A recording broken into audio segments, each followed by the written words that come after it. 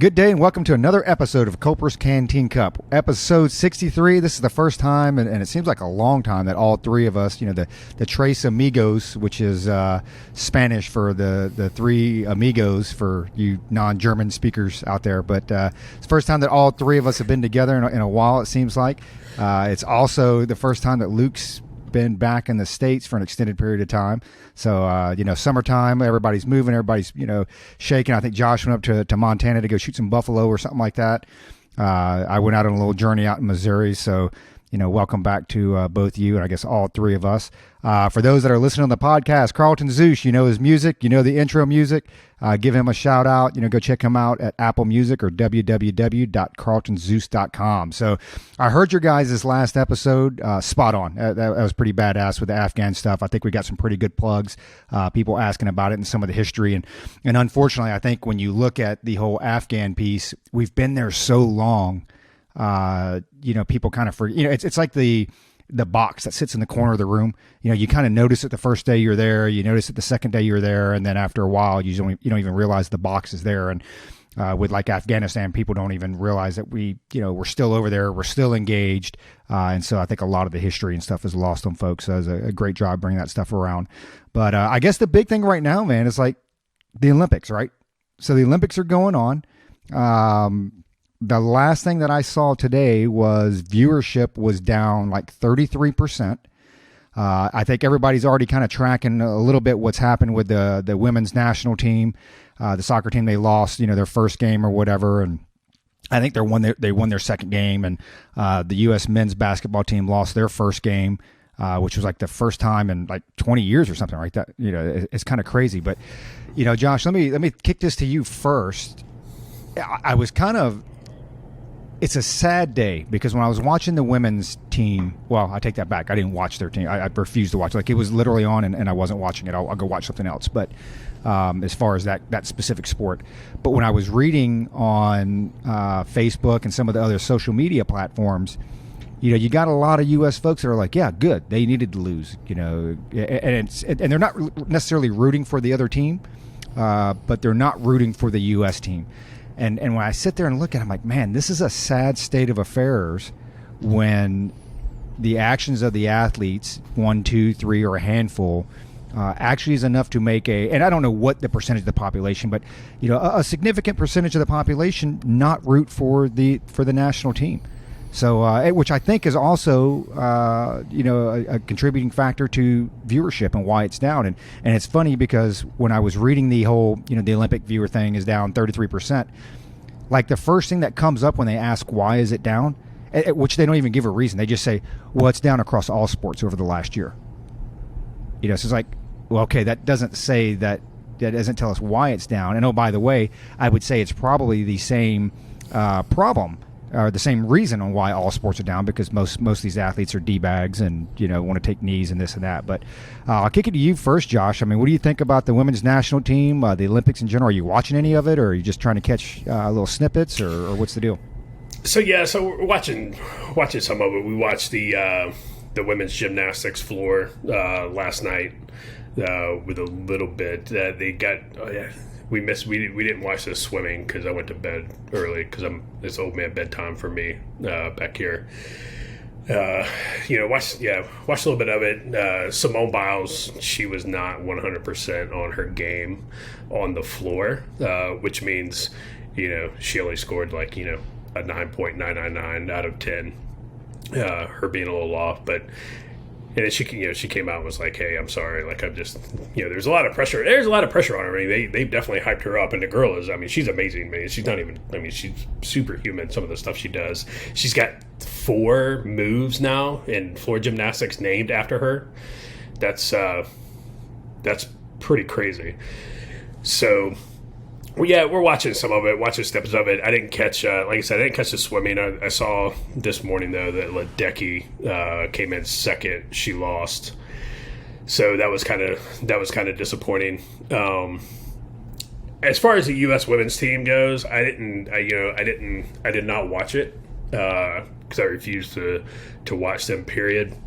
I saw Sweden drug them 3-0. And Rapinoe was I don't know what happened. I don't know this. I don't understand. And you take a look at what some of the folks are saying, and she's kind of been, her game itself has been trending downward, over the years, and.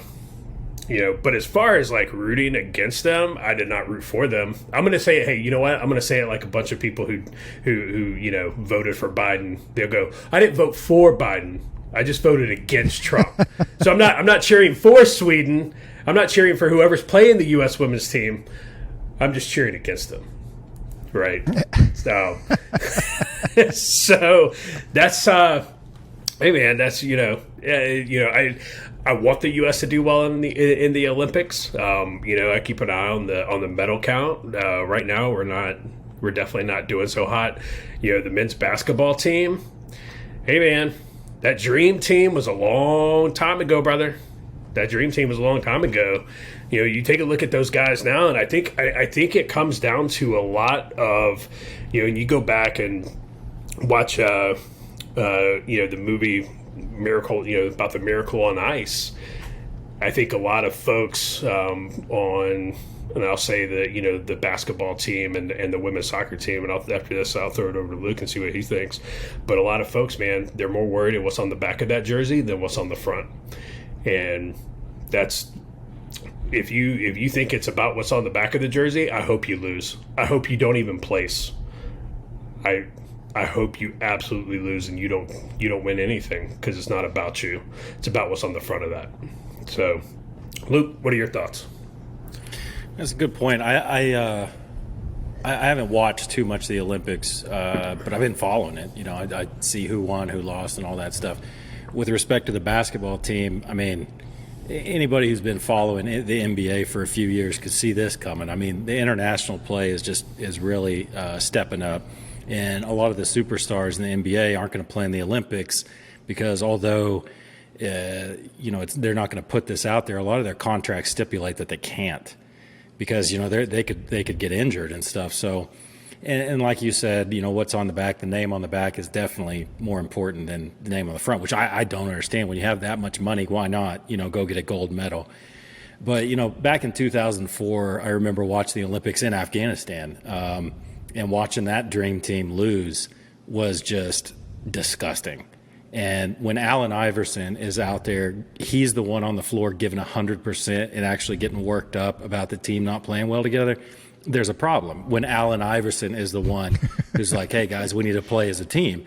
And although even though I did gain some respect for him, for Allen Iverson in 2004 because he was putting forth an effort, I swore off the NBA for a long time. I think I started watching it again in maybe 2010 or 11. So I stopped watching it for a while. And the fact that they lost to, I guess it was France, I thought that's hilarious. I mean, I was just like, okay, now you're starting to see that these international players are no joke, man. I mean, France has got some, Rudy Gobert, I think. Of course, Slovenia's got Luka Doncic. He's real good. But hopefully the U.S. will come together and play as a team. I thought it was hilarious that the U.S., like you guys, that the U.S. women's team lost to Sweden. They'll probably still win gold, though. They are, pretty good. But one thing I noticed, I did watch the U.S. men's gymnastics, right? And I will say, for the most part, I'm not a He-Man woman hater. I'm not a misogynist. But for the most part, I would rather watch men's sports than women because it's bigger, stronger, faster, man. I like to see the performance. I like to see the dunks. I like to see, fast performances, high, all that stuff. But when it comes to gymnastics, the women are just better than the men. I mean, they're more graceful. The moves are more, the men, it's all about power. It's these power moves. And it's amazing what they do. But when the women do it, it's so much more graceful. And that's where I think it'll be, you will never see a transgender going over to the female gymnastics and doing well. It won't happen. And I think that's interesting. Pre-op or post-op? They will not, either one. Doesn't matter. I'm telling you, because they will not be as graceful. There's too much power, which I thought was interesting. That will be one sport where transgender will not do well. I'm telling you, as far as transitioning from male to female. But anyway, yeah, Olympics, I don't know. Everybody's, the medal count. But, I don't know. We'll see. We'll see with track and field. I'm real anxious to see. I think I said a few podcasts ago how China does in track and field. I think that'll be interesting. That's usually where the U.S. catches up. But, yeah, man, it's good to be back on a schedule, but the Tokyo Olympics is on the other side of the world. So it's like Josh was saying, you're either watching it pre-recorded or staying up till 2 a.m. where it's noon the next day in Japan. So yeah. I don't know. But yeah, so I hope to echo for those of you in the audience, I'm in this new house with nothing in it. So there might be a bit of an echo on my end for the next few weeks until the old household goods gets here. So, and if the dogs start barking, I apologize. It's fine. I'm sure our audio engineer will, do a good job fixing that. Whoever he or she may be, which clearly is not Josh. Hey man, that guy's good. Whoever it is, pretty spot on. Now, Josh is scared for some reason. I don't know. And I tell you, with the going back to the Olympics, it's tough. Like I actually try to watch some of the Olympics, and some of it I can watch. I watched the men's cycling. I watched almost all of that, and a couple other things. But like with the NBA, you had the finals. Like I try to watch this stuff, and I just can't do it. Like the patriotic bone in my body, like can't watch it. I sit there and I try to give it a fair shot. I'm like, it's the finals, right? I mean, you normally try to watch the finals of whatever the sport is, whether it be baseball, football, whatever, because the competition, you're seeing the best that's out there, and it's tough. And I sit there and I cut it on, and after about 3 or 4 minutes, I'm like, I just can't do this. I just can't do it. Because the whole point, like you both said, with the Olympics, it's like the whole point is to represent your country. That is your team. Yeah. I mean, it's like, hey, playing for the Lakers, and I hate the Lakers, and I'm going to take a knee for the Lakers, but you play for the Lakers. Well, yeah, I hate them.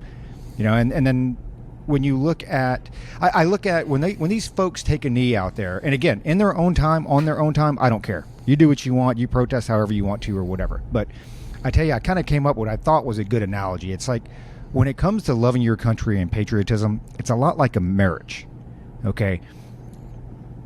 Have I done bad things in the past? Absolutely.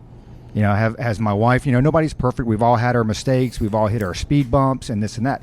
So do you continue to sit there and focus, which maybe this is why we have such a high divorce rate. Do you sit there and continue to focus on the bad things that happened in the past? Well, no. It's except for women, because they never forget anything. But, generally speaking, it's you forgive and you forget, and you don't even have to forget. You at least forgive, and you move on, and you do what you can to improve the marriage from here on out. It's not like, hey, the wife didn't have dinner one night, or I forgot to go grocery shopping, and every time, we're out of sugar. It looks like, Roger, it looks like you forgot again. Remember when you forgot back in 1992? Remember you forgot again in 96? And, it's like you don't operate backwards. It's over with. You learn from it, and you move forward, so that way I now keep a grocery list so I don't forget, things to buy or whatever. But I look at it a lot like with these sports. It's, hey, have we had issues in the past with our country? Absolutely. Do we still have issues now? Heck yeah.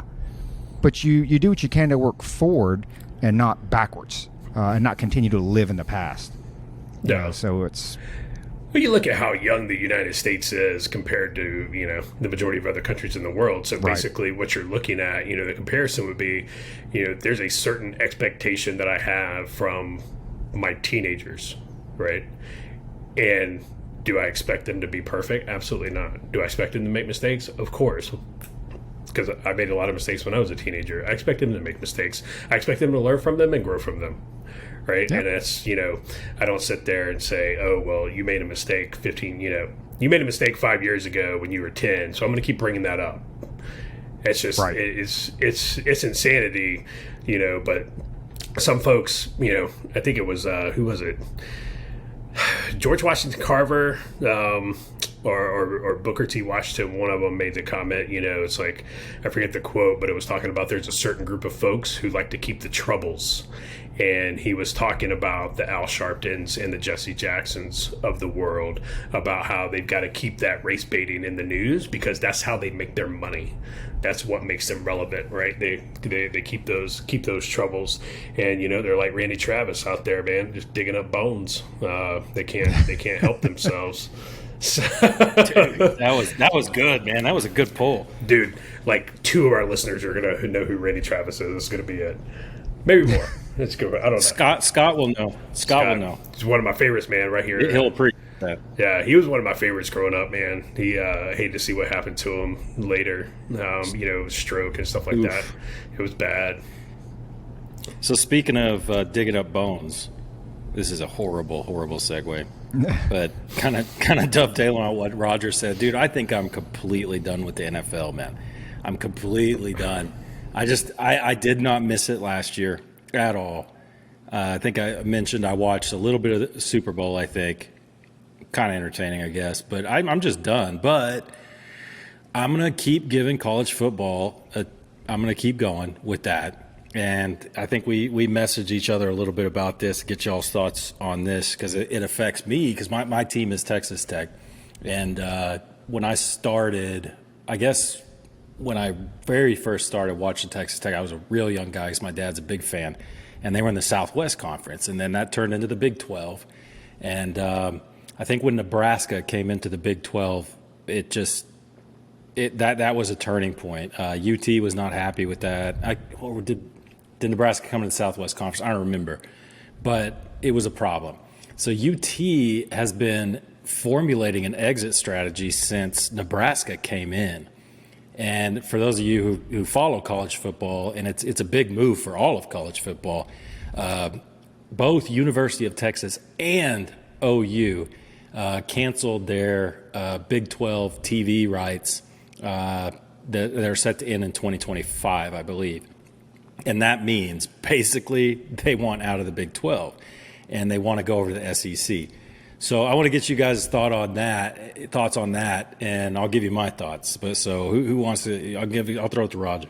I love it. I mean, it's the Big East all over again. When the teams jumped ship and went to the ACC, I think it's a different scenario, because what colleges are realizing now is, hey, this landscape's changing, right? Because now players can receive money based off their likeness. Which, you know what, that could be a whole episode by itself, because I've always stood by I don't believe colleges should be able to pay students directly, because I believe the scholarship itself, I mean, it just shows you the value of the education. People sit here and like, you've got players at Duke, I should be paid. I'm like, dude, you have an opportunity to get a 4-year degree from one of the top 10 schools, in the country for free and play sports while you're doing that. To me, that is part of the payment. Now, however, with that being said, to make money off your likeness, I fully support that. Hey, if you're going to use my face, if you're going to use my image, if you're going to use my name, I should absolutely be paid for that. And to me, that does not go hand in hand with my role as a student athlete. I think it's separate. I think it's a separate thing. Now, they're going to try to lump it in because they obviously want their money, right? The NCAA and the big conferences or whatever. And I think we've touched on this a couple of times. I think the NCAA is worthless. Even the president of the NCAA has said, hey, they kind of see themselves having less of a role.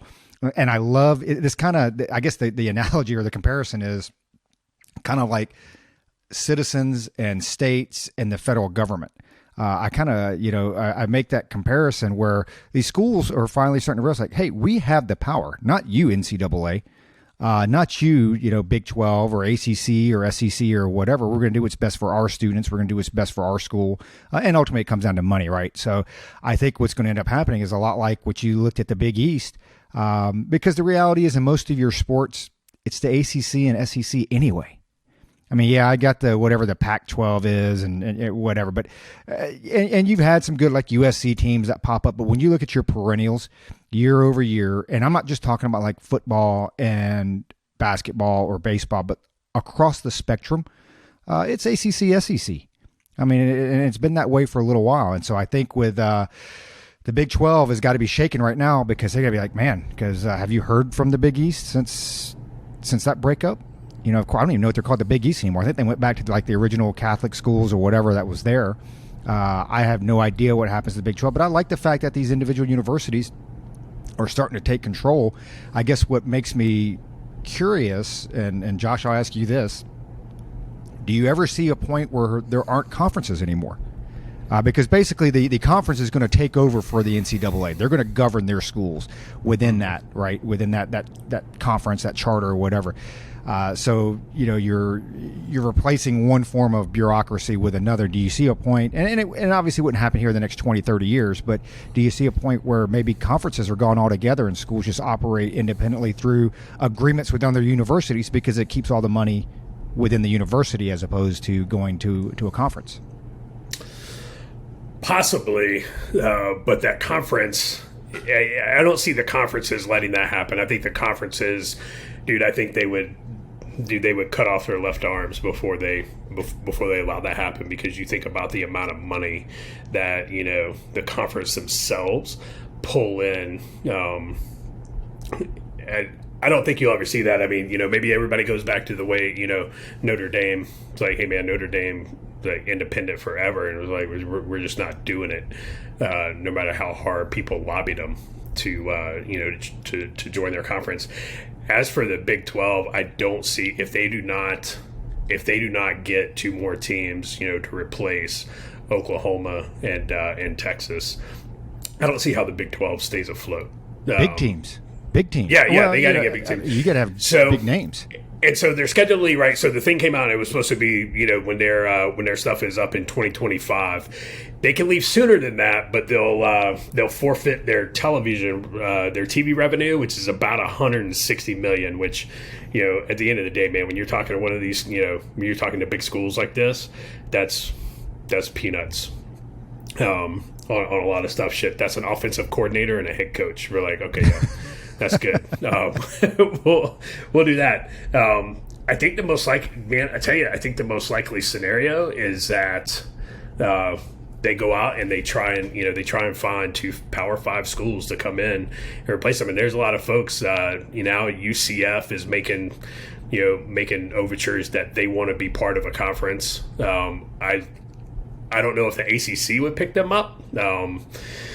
There was talk about them coming to the Big 12 a couple of years ago, man. Yeah, seriously. Yeah. Oh, yeah. You're right. I forgot about that. I know there was talk last year about, you know, them. They wanted to be in a conference and they had kind of kicked around ACC, but maybe the Big 12 reaches out and, you know, snatches them up. They have to get two Power 5 schools in there, or else the Big 12 is like they're gonna become very irrelevant very quickly.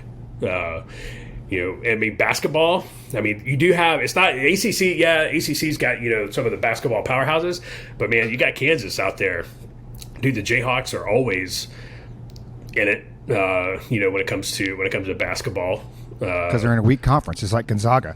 They play in a shit-ass, you know, basketball conference, so that they're able to. Kansas. Any conference where one team has been the conference champions for like 15 years in a row. Okay, there's not enough disparity there in the level of competition. It's two different levels. Yeah, but they're in the Big 12, dude. And Big 12 was really good basketball for the past 3-4 years. I think they're a good conference. What I'm saying is, when you talk about your elite teams, like Kansas is an elite team, but I'm just telling you this. I mean, you call it how you want. It's any conference, and I don't care if it's ACC. I mean, I'm obviously biased towards ACC, but any conference where one team wins that conference for like 10, 15 years in a row, you can't sell me on how competitive that conference is. Well, I don't remember the last time Kansas won a Big 12. I don't know. It's been 6-8 years at least. What are you talking about? It's been a long time. As far as regular season champions, they've won it like 12 years in a row. I think last year was the first year they hadn't. Hold on, I'll gurgle this. Keep going. Hey, what about it? Because what about? But anyway, I don't know. Go ahead, Josh. What? Oh no, I was just going to ask. What about TCU? I can't remember if TCU's in a conference or not. The Big 12. Okay. That's what TCU's Big 12. Yeah, I truly, becoming irrelevant as a fan, doesn't bother me. I don't care, because it was a Southwest Conference way back in the day, and it was fun to watch then. It's fun to watch, whatever. As far as the Big 12 being relevant, I mean, I really don't care because it's UT and OU, which I know it's all about money. The answer to this question is money, but I know there's a lot bigger brains at UT thinking this over than mine, obviously, and all three of ours combined. And they see this as a good move, but dude, they're not Texas A&M. I mean, they're a bigger name than Texas A&M. They're a bigger draw than Texas A&M. Texas A&M went over to the SEC and they became irrelevant because they just can't hang. And guess what? Neither can UT. When it comes to football, they're going to get, and OU too, they're going to get the crap beat out of them all season long. And then when it comes time to bowl season, they're going to be ranked, number 6, 7. They'll get a national championship 1 out of 20 years, same as they do now. So, I mean, it's going to boil down to money. But, man, recruiting, that's not going to make a dent with UT. It's not. OU it might, but not with UT. With A&M, UT's already got the draw. They already have the draw, and going into SEC is not going to help them. But but again, I do not care. I wish they'd go back to the Southwest Conference or keep it the Big 12, bring in UCF. And there's another school they were talking about bringing in. West Virginia's in the Big 12. There was another school on the East Coast they were talking about bringing in. I can't remember what school it was, but I was like, man, that would be cool. But let me run this by you. And Roger's going to love this one. It's Texas, right? It's Texas, Lone Star, give me liberty or give me death, come and take it, all that stuff. And on talk radio this morning, I'm listening to it driving around, and people are fired up because it's Lubbock, and it's all Texas Tech. And these conservative talk show hosts are all like, government's got to step in. Governor Abbott's got to step in because now that the legislature's split and they're in D.C., the Democrats are in D.C., they can't vote on this. So now it's up to Governor Abbott to step in. And I'm like, what? You want the government to step in to keep these two entities from going off to another conference? I mean, on the other hand, though, UT is heavily funded by the state of Texas. I think it's in terms of funding, I think UT receives more state funding than any other university in the United States. But yeah, I just thought that was funny. Well, I mean, and people are like, "Oh, please, government, come and step in." They're probably a bigger draw for the conference, right? I mean, because that's what it's about for the conference. Is they say, "Hey, we need expanded viewership in a region of the." And UT knows that. And UT, there's the University of Texas, like the SEC channel or whatever. Mm-hmm. There's the UT channel, and UT knows that they're what drives the Big 12. They know that. And OU wants to think that they are, but they're not. Looking at going back to the Kansas thing, so out of the 24 years of the Big 12's existence, the Jayhawks have won 20 conference titles. That was my point. Any team that wins 20 conference titles out of the 24 years of existence, there's not enough disparity there in the conference. Well, when was it? So the last time they won was what, 4 years ago? Well, I mean, you figure out of the 24 years of existence, there's only 4 years they haven't won it. So it was it? Yeah. So the last time they won, was it 4 years ago? No, it couldn't have been. I mean, I think last year was the first year in a while they hadn't won the conference title. So you pulled that number up, but you can't look up what the. Come on, man. Do you not have internet at your new house out there in Lubbock, or? I want to ask you this, and maybe the audience will help us out with this one and say, Luke, you're an idiot. But so I've got 5G here, right? Uh-huh. And they said as long as you're close to the router, 5G is better. Yes. So that's the case then. Yeah, the problem with 5G so it's going to be faster. You'll pull more bandwidth and this and that, but your distance is greatly impacted by 5G. So like 2.4, right? Like in your house, you set up a 2.4. You can walk around your entire house. Whereas 5G, you've got to be within like 10 feet. At least I've noticed that within about like 10 feet. Like if I go beyond 10 feet of wherever my hotspot or my router is, then I start to see degradation of service. Well, as soon as I get the office set up in Escobar in El Lago, it'll be right next to the 5G, so hopefully I won't have those internet issues like Josh. Man, Josh, you get your internet fixed yet? I haven't done anything different. So it's still broke, so it's all right. So I think the Big 12, man, there's some teams out there that they could probably get in there. UT and Oklahoma, those are the two big names in the Big 12. The rest of them just don't. They're just at the end of the day, man, it's the Big 12. So if they could pull, like we were talking UCF, or they could pull like SMU or Cincinnati or one of those teams out of the AAC. Oh, it was Cincinnati. It was Cincinnati. That's who it was, Josh. Okay, good call. Yeah. If they could pull, a couple of those in there, to round it out, then I think they'll be all right. But if they don't get a couple some Power 5 schools in there, man, it's the Big 12 is, it's going to be what the ACC used to be back in the day. Yeah. When it was just like, meh, like nobody cares about them. And then they got, Clemson and Florida State and Miami and everybody. And now it's a decent conference. When was the last time since Roger's on the gurgle machine, or maybe Josh knows it offhand? When was the last time a non-SEC or Pac-12 or I'm going to leave Big 12 out of it? When was the last time they won a national championship in football? Who somebody other than the SEC or the Pac-12? I don't know. So I know Florida State won the title in 2013.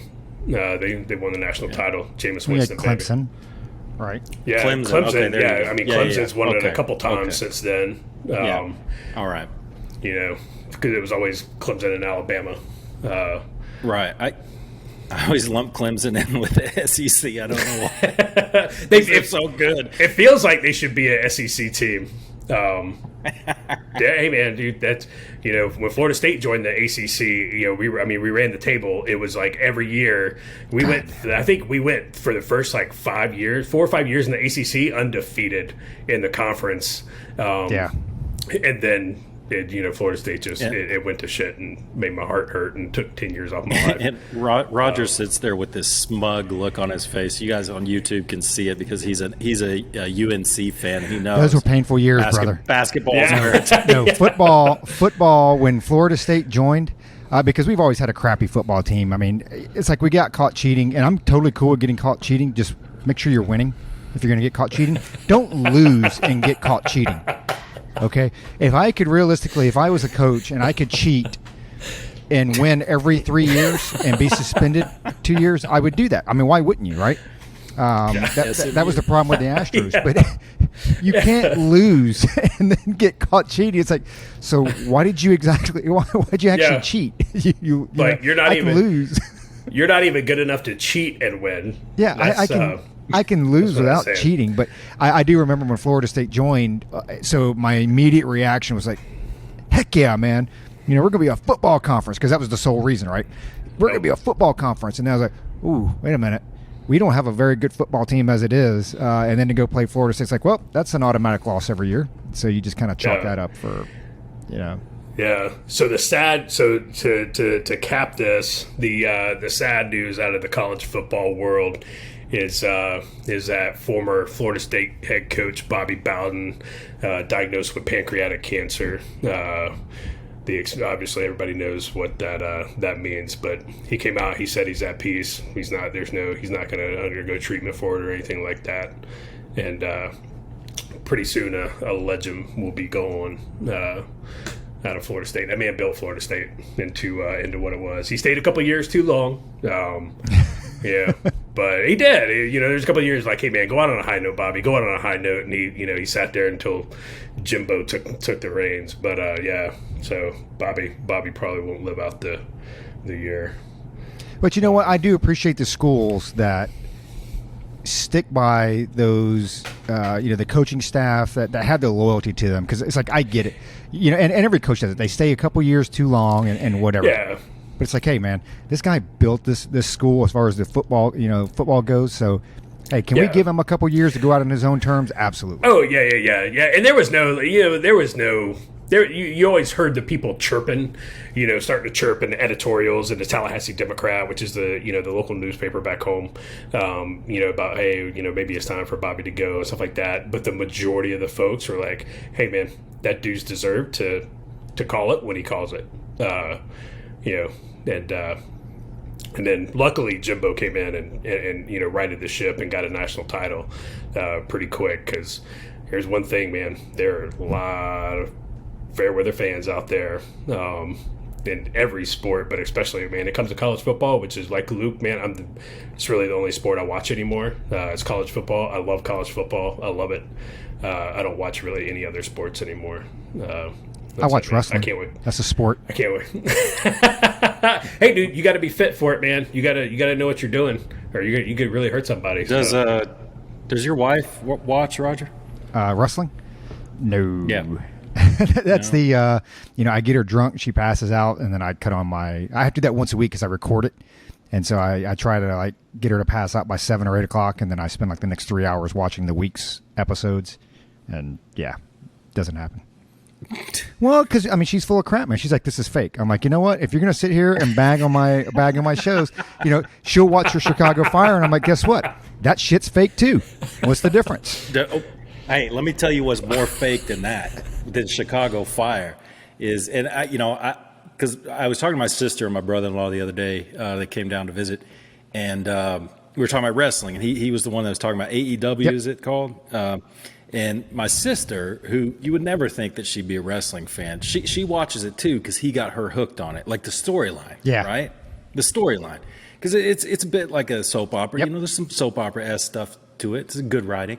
And so I was like, I wonder if I could get my wife hooked on that. I don't know. but I was thinking last night, instead of watching the Olympics, my wife, I was like, don't you want to turn on the Olympics? Like gymnastics are on. She's like, no, I'm watching recorded Bachelorette. And I'm like, that's fake. That's fake. So I'm like, that's faker.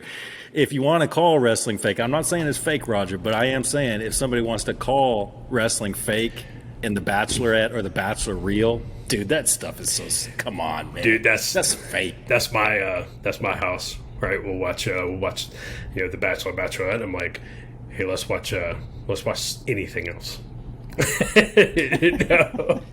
The wrestling every now and then, Summer, she'll watch, and she kind of, I mean, obviously some of these names are big names. She knows who they are, and so she'll catch some of it. But I think a lot of it, it's kind of like music. You sit there, and especially if you grew up watching wrestling, it takes me back to my childhood. I remember going with my dad. Yeah. I remember, watching with my father. So it's like, beyond just the athletes and this and that, that's what's familiar to me, and, brings back a lot of good childhood memories.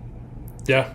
Man, I remember sitting on my couch as a kid watching all the wrestling, and it was absolutely awesome. And you had the old what was that so you had the WWF with Hogan and everybody, and then you had the what was that, the WCW? WCW came after NWA, with Sting, and then the original Four Horsemen. Which Sting is still wrestling. He's in AEW now.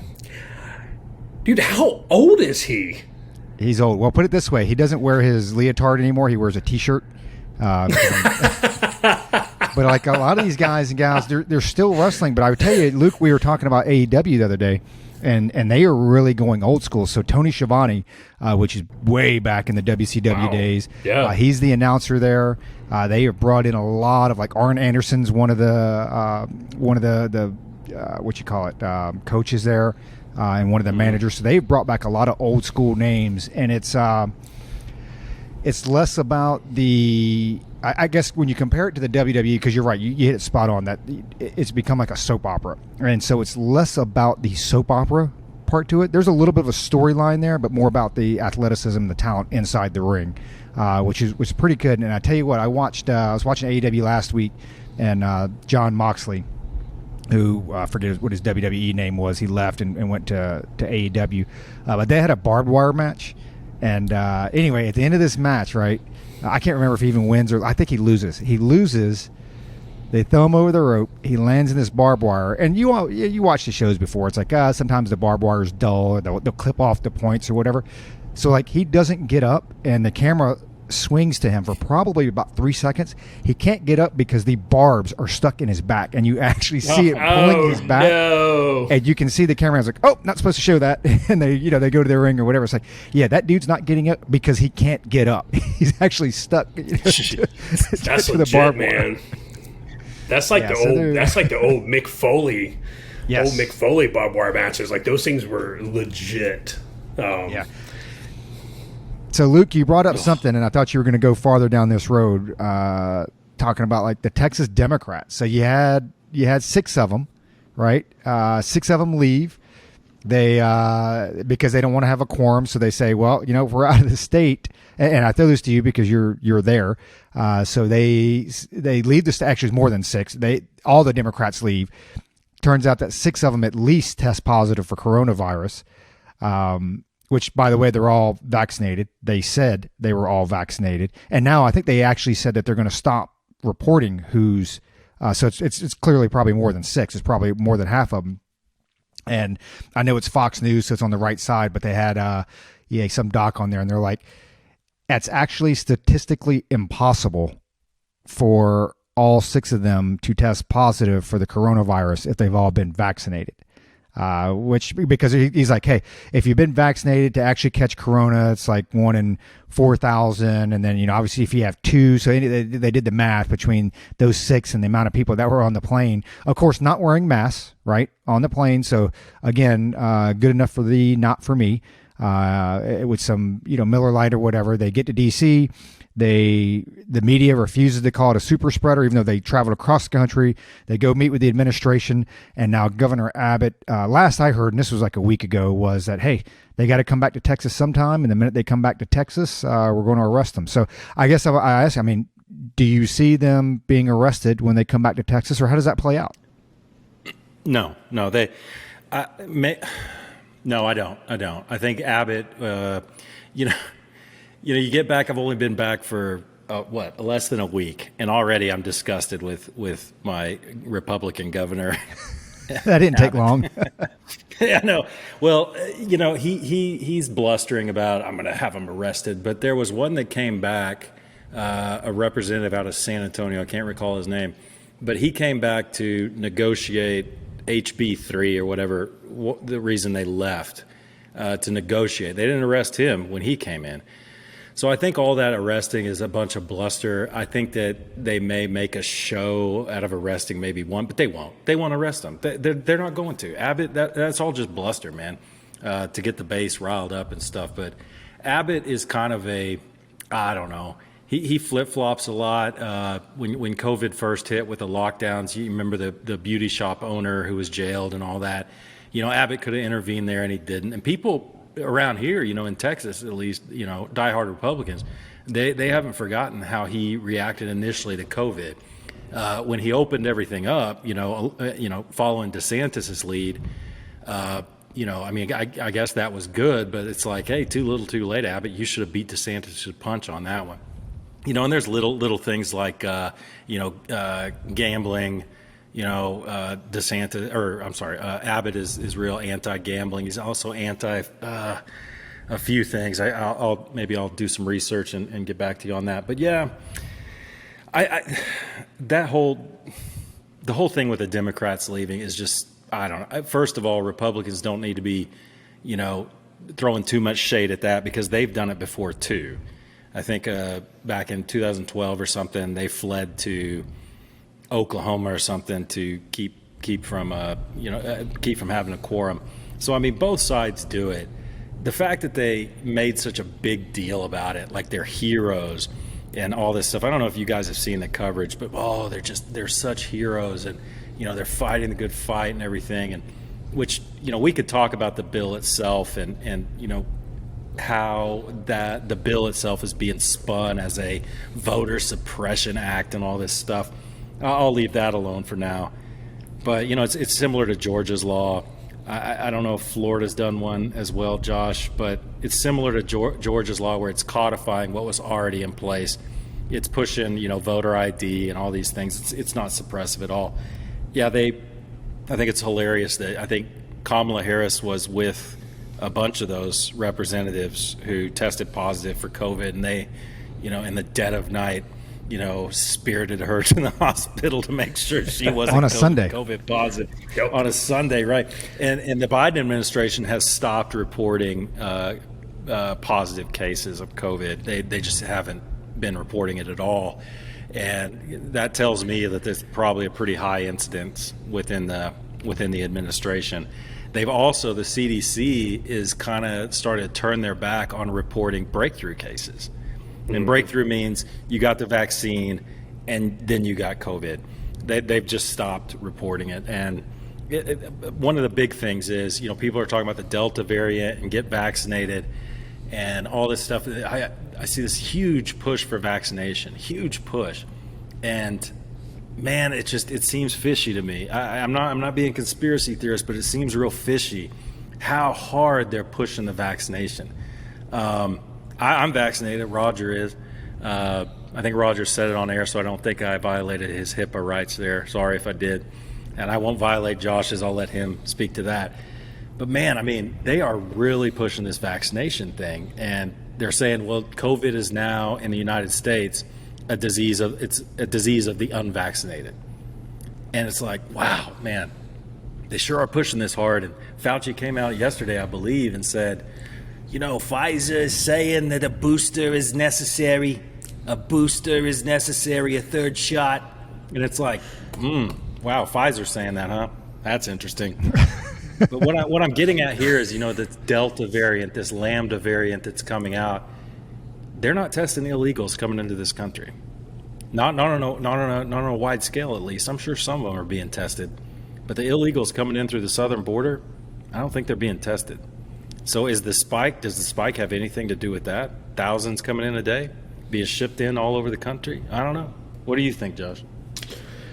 No, they couldn't have anything to do with it. The fact that we've had hundreds of thousands of undocumented people come across our southern border not tested for a worldwide pandemic. There's absolutely nothing to do with the spike in COVID cases in the United States. Real quick on the Texas Democrats, I think any elected official who is paid with taxpayer dollars who leaves their state intentionally to block the process of the government, whether it be at the county, the city, the state, or federal level, should be arrested.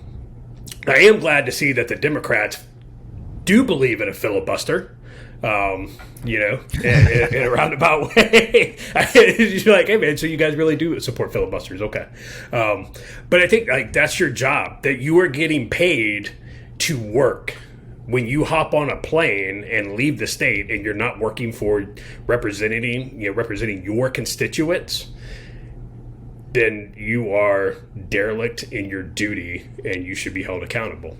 And that goes for Republicans or Democrats. Paying you to stay there and work, paying you. They should do it like the College of Cardinals when they elect a new pope, man. Guess what? All you bitches are getting locked in this room until there's white smoke coming out of that chimney. Hey, man, we'll keep pushing the pizzas in there, but you're not coming out until you're done. You're not coming out until there's a balanced budget. You're not coming out until, all this stuff's worked out. That's how it should be done, because we're dealing with a bunch of insolent children. So that's what we're doing. Yep. We're dealing with a bunch of insolent children, and it's garbage. The argument they make, Josh, and I'll push it back to you because you made a really good point just now about the taxpayer dollars. But the argument that the Democrat representatives make is this. It's like, well, the people that we represent want us to do this. Okay. But the people you represent aren't the totality of who's paying your check, right? Exactly. No, 100%. And, I get it. So you're upset because you're in the minority, there, and you know that you can't stop that bill. You can't stop that from being passed. Okay, that's fine. So, you know what? Such is life. You get up there, you make the most impassionate, educated, articulate argument that you can make. And if it gets passed, it gets passed. That's fine. And then you turn around and you go back to your constituents and say, hey, look, we tried, blah, blah, blah. But either that, or maybe, and this is crazy, maybe you work to come to a compromise with the other side of the aisle. Holy shit. Insanity. So, that's what I think about the Texas Democrats. I think they're garbage. And if they were Republicans, I call them garbage too. That's not what you do. As far as the vaccine goes, I have not had the vaccine. I will not get the vaccine. That's right. I'm a super spreader. He wants Gam to die. Yeah, I want Gam to die. No, because Cuomo killed Gam already. But no, I don't, dude. There are too many. I've been reading too many articles about some of the side effects of this stuff.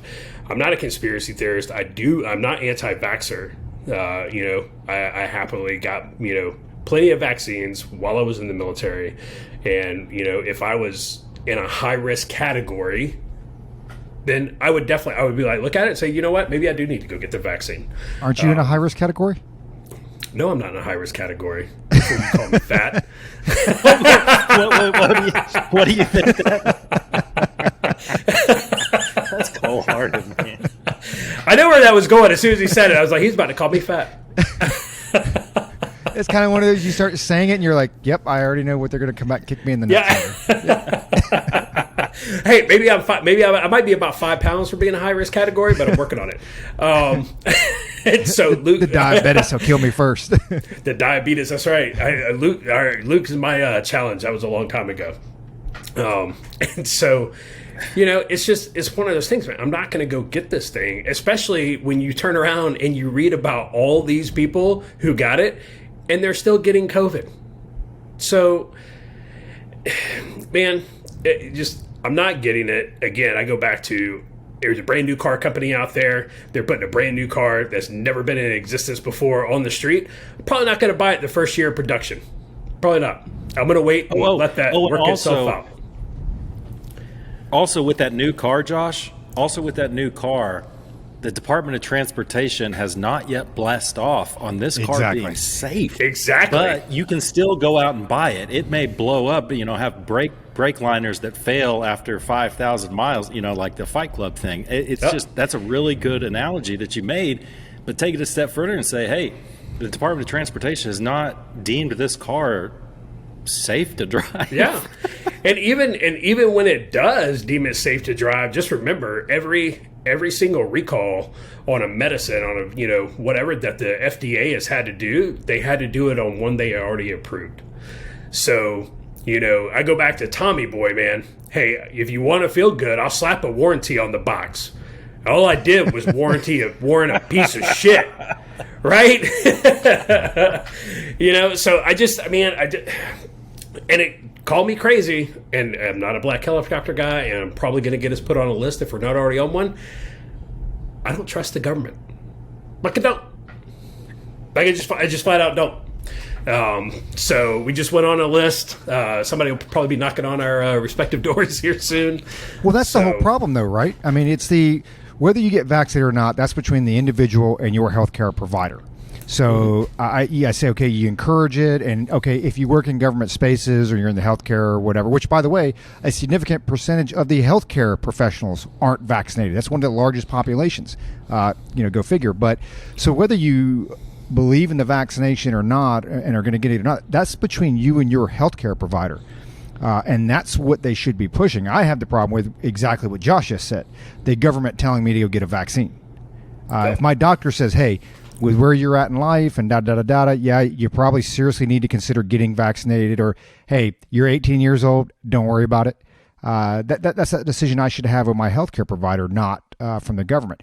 And I still go back to, and I think we're the only ones, even with the right side news, we're the only ones that continue to echo this thing over and over and over again.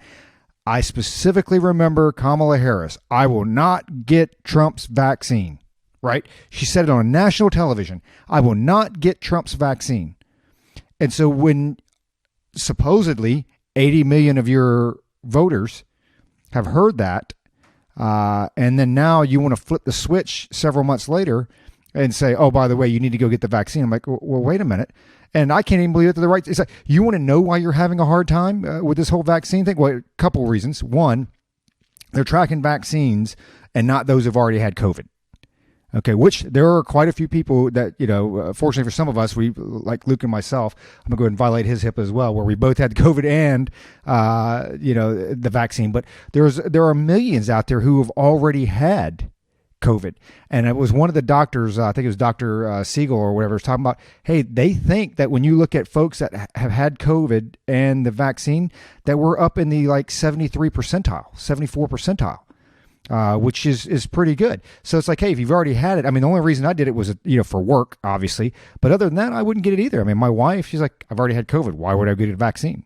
My kids, we've already had COVID, Dad. Why would I get a vaccine? And they're fortunate at the age now. I'm like, hey, look, you know what? Even as a parent, I'm like, you need to go talk to your doc. And if your doc determines that it's best for you to do that, go do that. If not, whatever.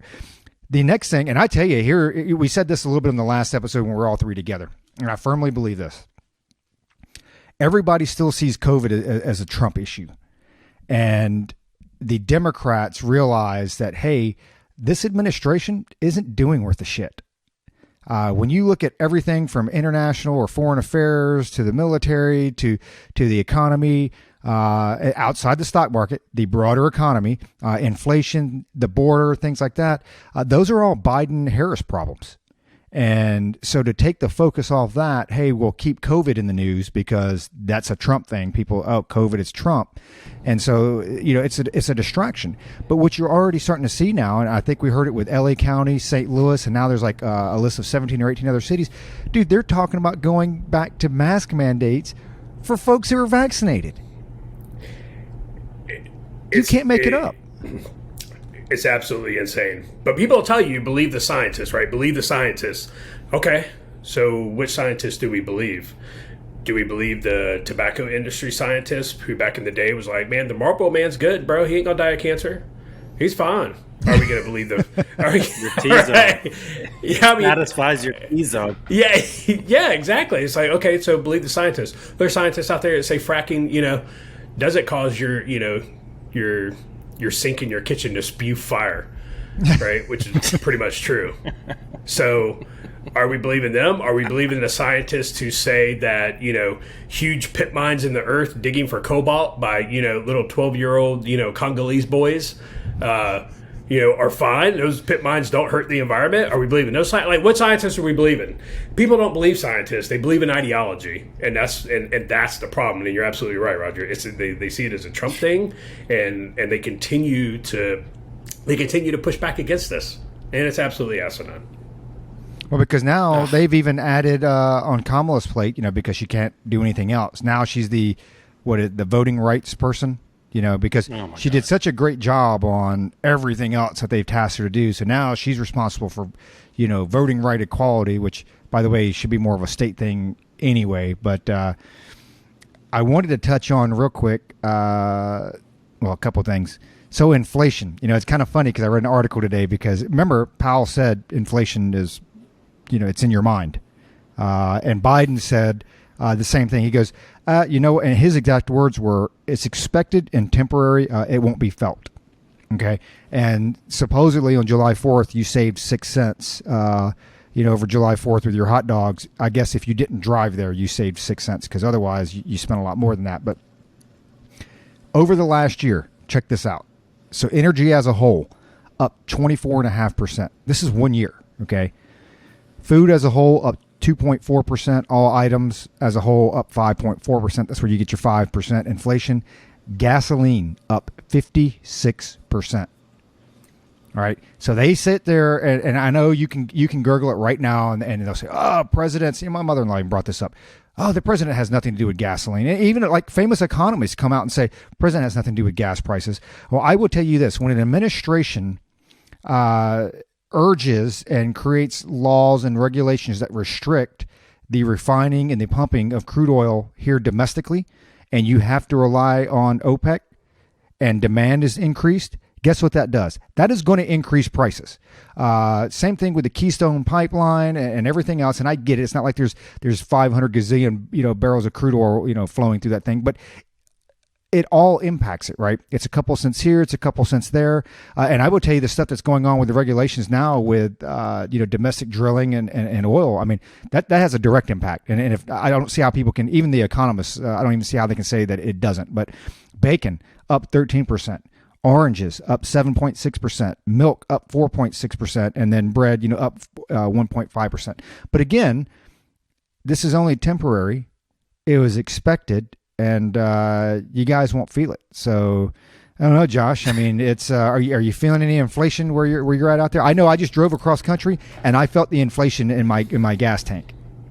Dude, yes, absolutely. So it caught last year. I could go fill up my Toyota 4Runner for about $38, $37, right? And I can't remember what size gas tank is on it, but it wasn't that much, right? Under $40. All I know now is that the pump stops at 50 automatically. Yep. They like I don't, and it doesn't get it full. So I was just up in, like you said, you know, at the onset. So I was just up in Montana. I stopped and filled up in Bozeman. Gas was $3.09 a gallon. Big Sky, Montana, gas is $3.24 a gallon. In West Yellowstone, Wyoming, gas was $3.37 a gallon. Yeah, I feel the inflation right now. Last month, I don't know about this month. Last month, if you went down to the Lowe's Hardware in my little area, 3/4 inch sheet of plywood, $75. For a 3/4 inch sheet of plywood, $75. That is absolutely insane, right? And what's the size of a sheet? Standard sheet of plywood. I want to say it's 3.5 by 5. I think. Oh my God! That was $75. $75. Yeah, just a regular sheet, a normal size sheet of God. plywood, dude. You know that you would. Hey, I'm going to build a little shed, like just a normal sheet of plywood. It was 3/4 inch thick. You know, they're not all 3/4 inches anymore. It's like a 2x4. It's not a real 2x4 anymore. It was $75.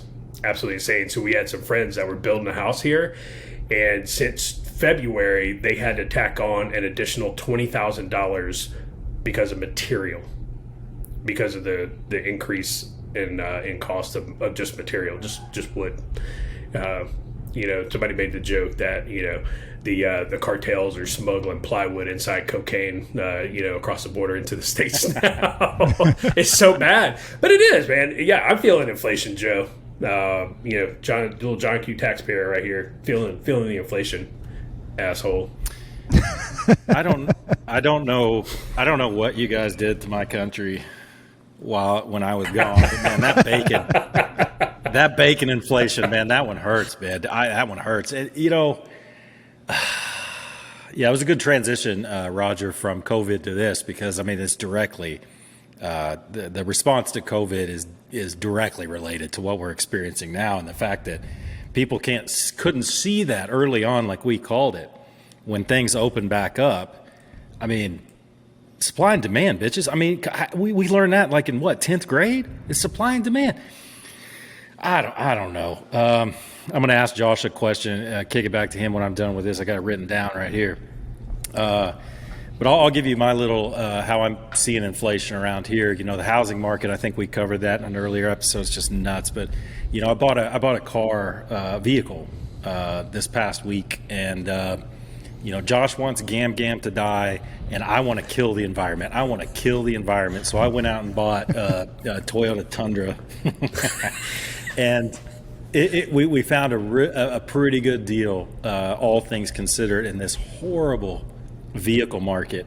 The car lots around here, I'm sure all of you in the audience have seen it. If you haven't, man, drive by a car lot. One that you know used to be full back in 2019. It's just empty, man. There are, at least with Toyotas, with Tundras, Tacomas, and 4Runners, they literally cannot keep them on the lot, new ones, the 2021 models, because they're already spoken for before they arrive at the dealership for either lease or purchase. But what the dealers were telling me, and they were some pretty good guys, you know, they were shooting me straight for the most part, and they were saying, this is not a good time to buy a car. They were like, can you wait? They were like, because you should wait, man. I mean, you can come back like in a couple months or 2-3 months, and this will be a better market. And unfortunately, I couldn't wait. I had to have a car. And they were saying that Toyota Tacomas, a 2020 used Toyota Tacoma, is going for as much as a new 2021 Toyota Tacoma with 0 miles. And they said in some cases 2019s are going for as much as a new one, which means, and this one of the guys that was selling me the car had been doing this for 22 years. He was a finance guy. He said, I have never in 22 years seen vehicles appreciate in value, ever. And vehicles right now are appreciating in value, and he's about to sell something he bought a few months ago, and he's going to turn a profit on it. And it's just like, what is going on? And one of the things is semiconductors. Semiconductors, there's a global shortage of those because the demand is just so high right now because everything was shut down. Now everybody wants a new car. So there's a global shortage. And that's one of the reasons they just can't churn out the vehicles fast enough, is they can't get enough semiconductors. And I think that GMC, shut down production of one of their truck models for a whole week because there's it doesn't do any good. We can crank these things out, but until we have semiconductors to put in the chips or whatever, I don't know, it's not going to work. I think that the three of us and a couple of our more wealthy listeners should maybe, with some financing, go back to old carburetors and stuff like that, and we can start our own vehicle production, with carburetors, no chips, no nothing, just old school, man. I think we should do that. Get that old 4-barrel going. The other thing is leading to it. So, rental companies were a big source of, pushing some of the late model cars, into the used car market. Well, a lot of the rental car companies, I think one of the reports I read said they sold off a quarter of their fleet to stay afloat during the height of COVID last year. Nobody was traveling, and so they were just they were taking losses left and right. So they sold off a quarter of their fleet. So that's that's another source of vehicles that's not there for the market, which is making them more and more scarce. And yeah, we're seeing the same things here in North Carolina. The wife is in the market. She wants a Jeep Wrangler.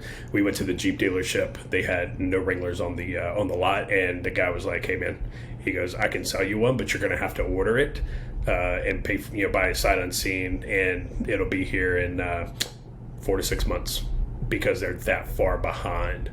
But lots are empty. Even car dealers are starting to park their cars sideways in the parking lot, in the parking spaces, to make it look like they have more inventory on the lot than they really do. It's bad, man. I have never seen this. I got an email from the Toyota dealer wanting to buy my 4Runner, literally for the same price. They were going to give me the same price that I paid for it when I bought it last year. I've never seen it like this. It's absolutely crazy. Well, and that's what's happening. People are buying vehicles, keeping them for a year, trading them back in, getting the same, if not more money, and then getting another new vehicle. Yep. And it's not just vehicles, it's everything. We were both on trips, and we ended up buying a travel trailer, and we ended up driving out to Missouri to pick up one because it's everything. It's like, came up, hey man, if you don't pick it up right now, or if you're not en route, it's off the lot and it's gone. And it kind of takes me to a broader thought. So you heard this with Trump when he was president, bring America back, bring manufacturing back. And when you look at China and what they produce and what's produced overseas, and we've talked about this off and on over years, not just with this podcast, but you sit there and you wonder, you say, how do we bring back manufacturing to the U.S.? Now, I understand there is a foreign policy. There are reasons why you want to import, right? It's like with China. So you want, from China's perspective, you want the U.S. to be the number one importer of China's goods. But from the U.S., you don't want our number one imports to be from China. Does that make sense? So that way you have some type of say, right? You have some type of swag. You've got some you've got some leverage over foreign policy and this and that. But I think we're beyond that tipping point. It seems like we've gone beyond that tipping point where now we're reliant on Chinese goods and manufacturing, and not just Chinese, but just international goods in general. And so it made me wonder that, hey, we have to have a significant emotional event to help bring that back. And I kind of want to throw this out at both of you. I guess I'll throw it to Luke first, but I think we missed it with COVID. I think when you look at COVID, when COVID first happened and you had pretty much shutdowns everywhere, you had the China virus, you've obviously got, supply chain issues that's been going on for over a year now. You had the toilet paper thing and this and that. And to me, and I get it, it's easier to say this than it is to be the little guy, gal, opens up a shop and starts manufacturing. But to me, that was a significant emotional event to say, hey, you know what? Maybe we need to start producing this stuff in America. as opposed to waiting for semiconductors to come from Taiwan. Hey, you know what? Maybe we need to actually start manufacturing stuff here. And I get it. It goes into like raw materials and can you get those? But again, I think that moves itself all the way down the chain where you say, hey, you know what? Maybe this little store in Texas, this factory in Texas, and it's not just the federal government; it's also the states. I think at that point, the federal government and the states, you have to look and say, "Hey, we need to take advantage of this. One, it's going to help our economy stay open, and maybe we start getting some tax breaks. We start giving some incentives to start up these businesses here. Let's bring this stuff back here to the states versus just keeping it the way it is." So. What do you think, Luke? Did we miss the boat on that, or do we think we still have I don't even hear it being discussed on a broader scale. Big time missed the boat. Big time. Because it was a made-for-TV moment. It could have been. It could have been a made-for-TV moment where it's like, there's so much to unpack in what you just said. When I say it was a made-for-TV moment, I mean, I've heard so many kids, younger millennials, Gen Z is after millennials, I think. Younger millennials and Gen Z, this was their 9/11. I mean, they saw this as like a deployment. Like, we are fighting, that we are struggling, and we're all in this together. And that could have been taken advantage of. And Josh said it's a national security issue. I absolutely agree with that. So you had an opportunity to get everyone on the same page with some very poignant issues that started very early in COVID, where it's like, I think we learned that all of the vitamin C or something like that the U.S. has is basically imported from China. It was some vitamin. There was some ingredient in vaccines, that keeps it suspended, that's all produced in China. So they could just turn off the spigot just like that. The PPE, personal protective equipment, all produced in China. And on the list goes on. And, we could have had a, come to Jesus moment where it's like, okay, national security issue, we're all in this together, made for TV moment. It's time to start paying, $1 more for a plastic comb that's made in America versus made in China. Because not that we hate the CCP, because I call it the CCP virus now. I listened to a podcast with Steve Bannon, and Steve Bannon spent a lot of time in China, and he is part of a few committees where, Free Tibet, and, he feels like the majority of Chinese people are being oppressed by the Chinese Communist Party, which is only about 10% of the Chinese population. So instead of calling it the China virus from now on, I'm calling it the CCP virus. So anyway, that's kind of an aside. But it's like, it's not that we hate China so much or we hate the CCP so much, so we need to start producing our own. It's like, no. We just need to start producing our own. We need to get back to, 1950s, 1960s, where, we're producing the steel, high quality. When like Harvey Dent said in, The Dark Knight, and when you try to kill a public official, I recommend you buy American. It's because you can count on it. It used to anyway. You could count on American products. Until GMC and Chevy, came along and decided, planned obsolescence was a good thing. Roger, yes, we missed the boat on that one. I haven't heard it talked about at all. And I think we all agree, one of the prevailing narratives, Roger touched on it before, is COVID is a Trump thing. And from the very beginning, it was a Trump thing. Instead of, making it a national security issue, we made it a Trump issue and an election season issue, which was that's good for the DNC, but it's bad for the country. And I would hope that I would say the same thing if the situation was reversed. If it would have been, Obama, or something, if the situation would have been reversed, I would hope that I'd be saying the same thing right now, because it's seriously a missed opportunity. I expect more out of the DNC and the RNC and my fellow countrymen than that. So yeah, that's a good point, Roger. I mean, we could, again, we cover these topics where we could spend literally a whole podcast, hour and a half, 2 hours talking about it. And Josh, I mean, I think that you're going to see it as a missed opportunity. I mean, do you think that we're going to see any change in trade policy and, subsidies for raw materials, rare mineral mining, stuff like that, rare earth stuff. So, what do you think? Do you think there's going to be a change, or you think it's just going to be status quo? So the little bit of an optimist that's still left within my dark soul hopes so, but the realist in me says no, because for there to be meaningful change, there has to be a significant emotional event. There was a significant emotional event for the younger generation who calls this their 9/11.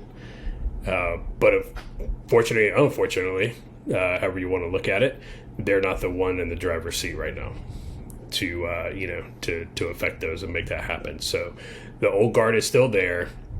It's going to be business as usual. I mean, just look at the pushback, that Trump got when he said we are done with, how we do business with the Chinese, and he was, going to go renegotiate trade deals. It was, the outcry was, instant and brutal.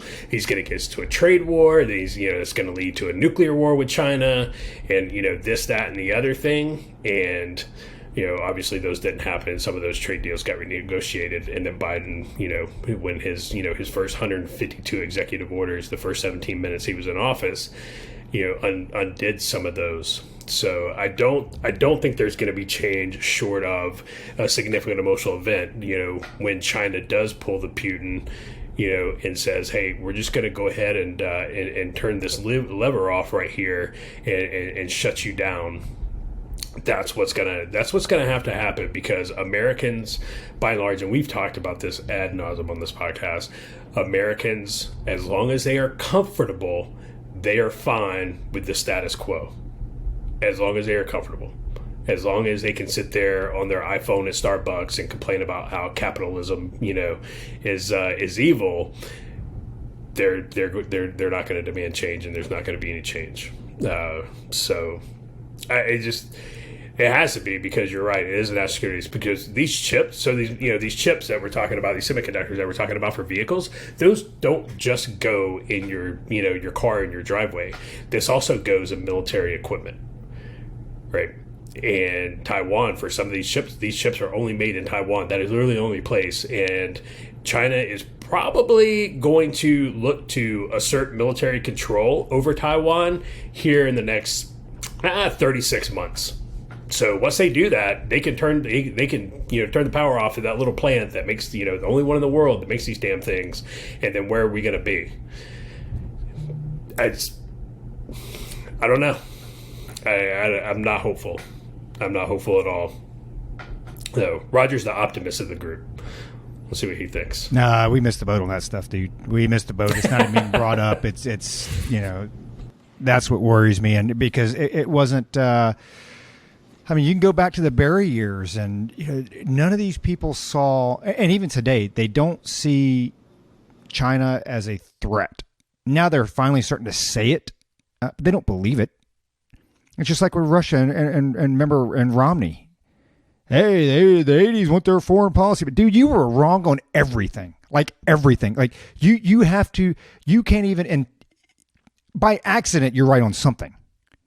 Okay, you were wrong on everything, and it's not even a political party thing, man. Because there are a lot of things that Trump was wrong about, and George Bush and this and that. But it's like you were wrong on everything. Everything you sat there and laughed about, and that's what pisses me off. They sit there and they laugh about it. It's like Kamala Harris, she gets that nervous laughter, or I remember when Barry was talking about, hey, we had some shovel-ready jobs that didn't seem so shovel-ready. It's like you're laughing, and it's like people are out of work. They're out of jobs, and you think it's funny.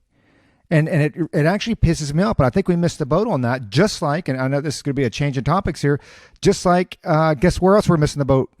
Cuba. Remember what happened in Iran a few years ago, right? And I'm sitting here thinking, I'm like, I was even telling my kids, I'm like, you got to watch this. I'm like, you're about to see the fall of a regime because we are backing this thing, and we are knee deep in it, and you're about to see a change in Iran's leadership, right? I was waiting for it. It's like, hey, dude, this is happening. This house of cards is getting ready to fall. And then a day goes by, and another day goes by. I'm like, what the hell's happening, right? Something's getting ready to happen here. It's going to be shock and awe. Another day goes by, and guess what? The Shah is still in power. And Cuba, the exact same thing is happening, right? Where they're sitting there, I'm like, okay, grassroots movement, which from what, I'm not in the military anymore, so I'm not as privy to stuff, but grassroots movement, I don't think we have a whole lot of, to say in what's going on there, or as far as those protests and riots are going. So I'm like, hey, we're going to be knee deep in this, right? I mean, this government's being overthrown. Dude, I haven't heard anything about Cuba in the last week.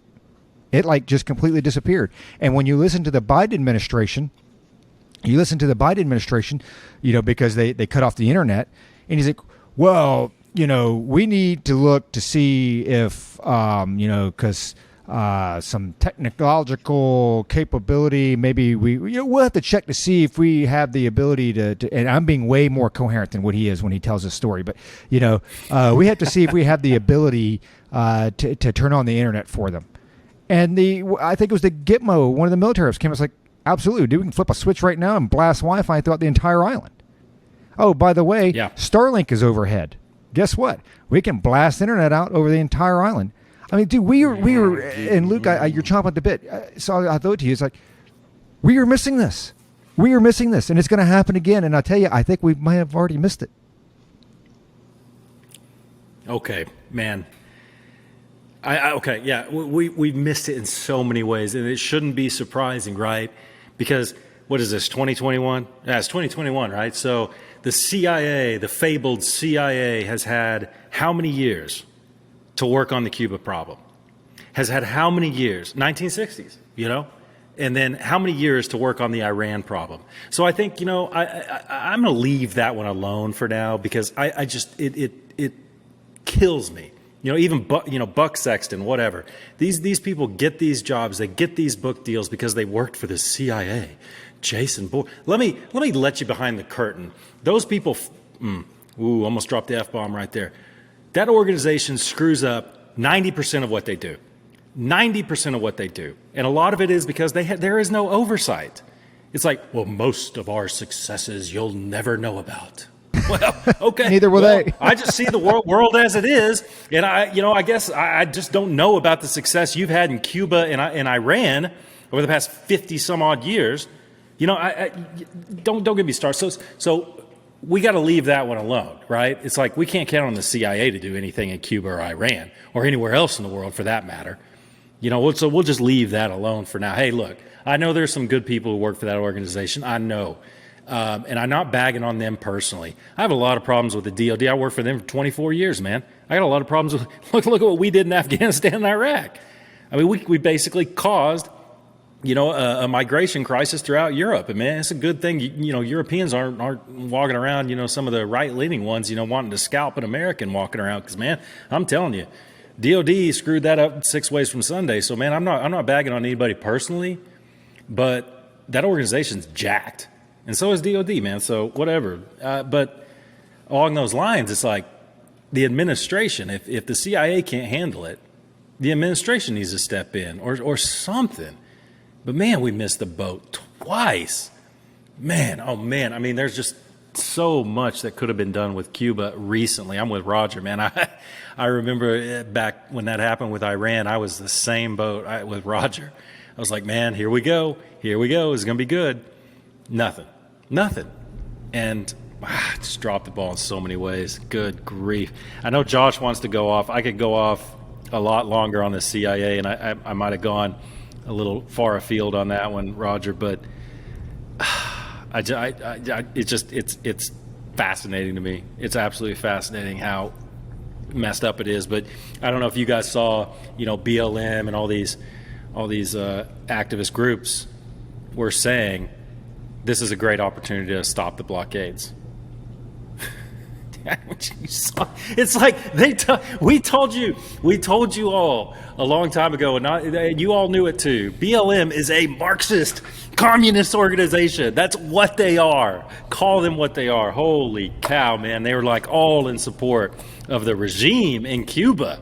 It's like, New York Times. What did the New York Times say? Josh covered this last episode, I think. The New York Times said that the protesters were shouting, Cuba Libre or whatever it is, free Cuba and other anti-government slogans. It's like, man, that's a bad headline. Because, yes, free Cuba is an anti-government slogan in Cuba, but whatever. Josh, I know you want to go off. You're probably chomping more than I was. Thanks, Roger. You got us worked up again. It's not hard to do. So you kind of stole you stole some out with the CIA, because let's rewind the game tape. So let's talk about the I don't know, maybe the Kurds in 93, right? Wow, man, if only we had just had a conflict there, which showed, man, if only there was a baked in indigenous population that would be on our side and would do our bidding. Let's see, who else? Oh yeah, the Kurds again. Let's see. And then there was this place in Hong Kong, that the British handed over in it was like 97, that the Brits, handed Hong Kong over to China. Everybody knew that was coming. There was no secret to that. It just didn't happen in the dark of night. So, wow, so China's going to take control of Hong Kong, and they're going to have control of that. Man, if only we had a built-in indigenous population who, was going to be on our side, that we could, use as an already baked in network, to conduct, operations against China. Man, when everybody in Hong Kong came out and started protesting against China, if only we had a very well-sourced and well-funded organization within the United States government who could have done something with that, to push back against communism. And then you have the Iranian situation. What was that? The Green Revolution. Completely missed the boat on that. I mean, Iran's only been a problem, I don't know, since 1979. And then Cuba. I never thought when I was a kid. I never thought I'd see the Berlin Wall come down. I never thought I would. I was like, we're gonna have to fight the Russians one day, and I hope we win, so we can tear that thing down. And I watched too much Red Dawn, maybe the original, not the shitty remake, and was like, I can't wait to fight Russians. I can't wait till I grow up and I get to fight Russians. And then the wall came down, and the Russians didn't go away, but you stood there looking at it, you're like, I'm going to fight communists one day. I want to kill communists one day. And but I never thought I would see the end of communism in Cuba. And then a couple weeks ago, and all of a sudden you're like, holy shit, this is it. Like the Berlin's wall is going to come down all over again. And then it was silence. And you're like, what is happening? Like, I want to just grab people and shake them and be like, do you understand what is going on right now in Cuba? And do you understand the possibilities that we could, have if we just supported this, if we got behind this, if the U.S. government, put a tenth of the energy that it puts behind bickering with the opposing political party. There's a people down there that want to be free. That's all they want. They just want to be free. They want to have the freedom to make their own mistakes. Like, that's all anybody has ever wanted in life. Well, those of us who love it, I just want the freedom to make my own mistakes. That's all I want. I think Mance Rayder said it in Game of Thrones. That's all he's ever wanted. You have these people in Cuba who live under communism. You shitbag BLM people, listen to me, listen to what I'm saying. That's real communism. That's real socialism.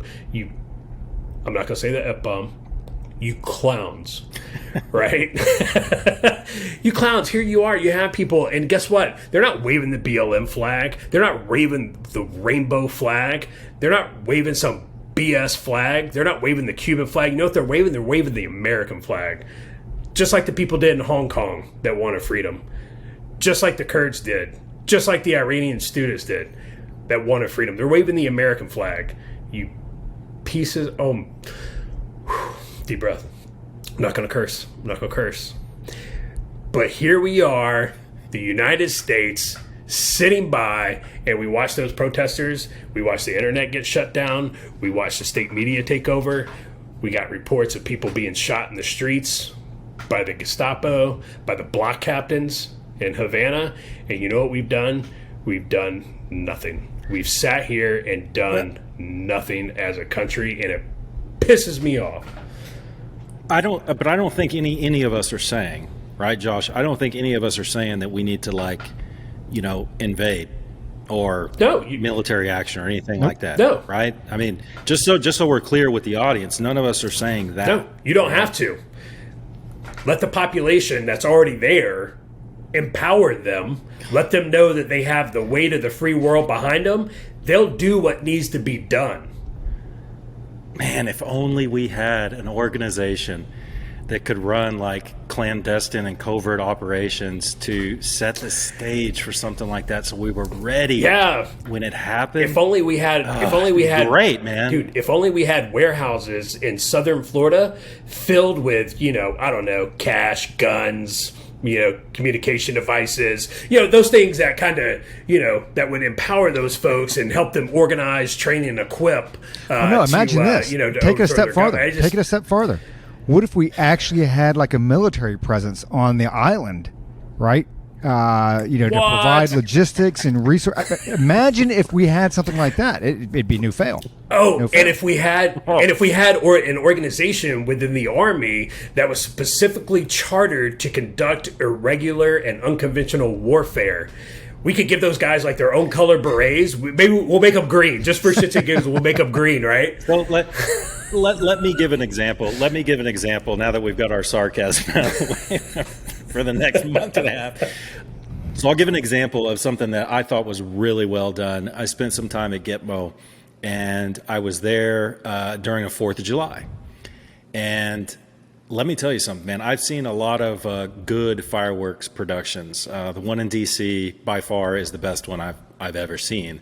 If you have folks in the audience, if you've never been to D.C. for the fireworks on July 4th, do it before you die if you've got a patriotic bone in your body, because it really is something to see. The second biggest and most impressive one I saw was at Gitmo, because the way Gitmo sits, it kind of sits on the southeastern part of the island, and it's on a bay, obviously, Guantanamo Bay, and on the other side of that bay is Cuba, baby. And there are a lot of military folks on the other side of that bay, always have been since the communist revolution there, watching Gitmo real close. And when we put on a fireworks show like that, that sends a message. It's like, hey, man, this is look what we got. Isn't this cool? Isn't this great? And they all get the same fireworks show we do. That is a great psyop. It's like, it's not that hard, man. Right, Roger? I mean, it's not that hard. Well, and here's what let's take this several years down the road. Taiwan. Okay. Hey, guess what? China is going into Taiwan. That's going to happen. When you've got, Z saying that, oh, by the way, we haven't taken off the military, like straight military invasion of Taiwan. We have not taken that off the table, and we are ramping up our military forces. That's going to happen. And the scary thing about that is, they're going to pay attention to U.S. politics, because we brought up several times, everybody forgets Crimea. And look at the administration that happened under, where the Russians went in and annexed somebody else's country. They annexed part of a country. They took it. And we did nothing. We just sat there. And I tell you, it makes me wonder, like right now, if China was to go in, and conduct military actions in Taiwan, what would the U.S.'s response be? And I'm not sure we would do anything. And that's part of the problem. It's like you have to be forward thinking with some of this stuff where, it's like the Romney thing. I mean, I'm not a big Romney fan, obviously, but I tell you what, he was spot on when it came to that.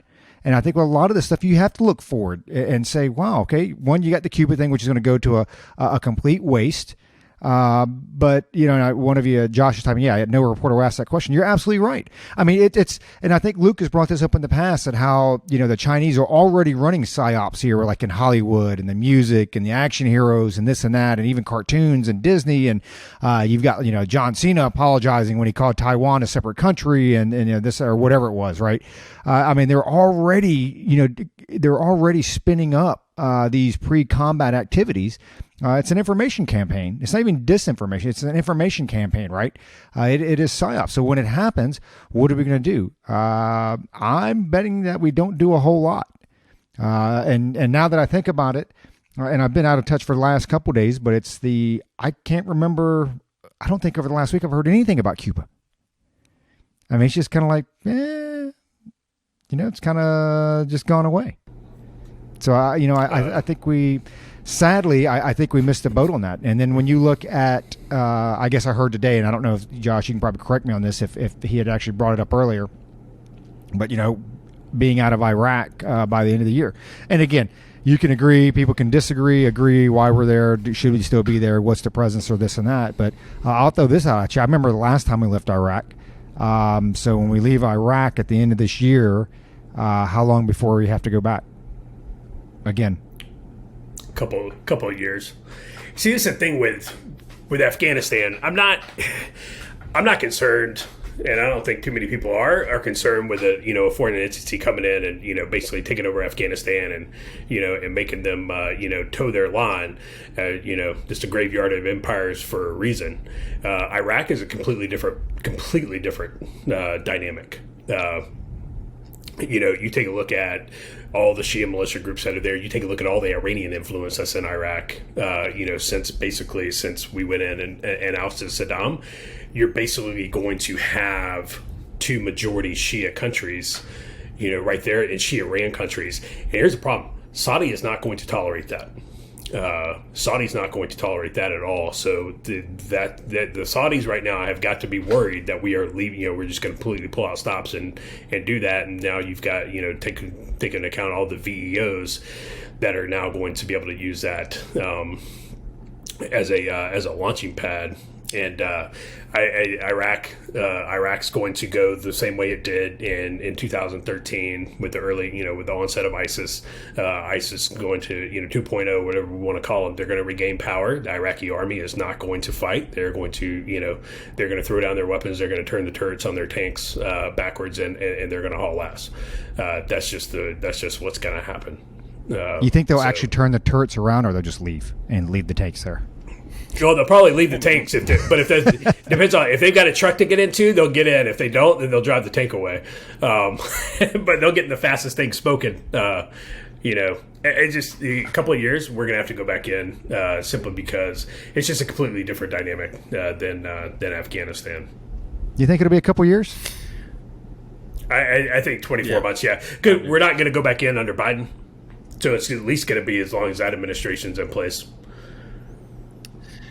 I think it'll be interesting to see what happens because I think it'll be similar to 2013, Josh. It won't be exactly the same, though, right?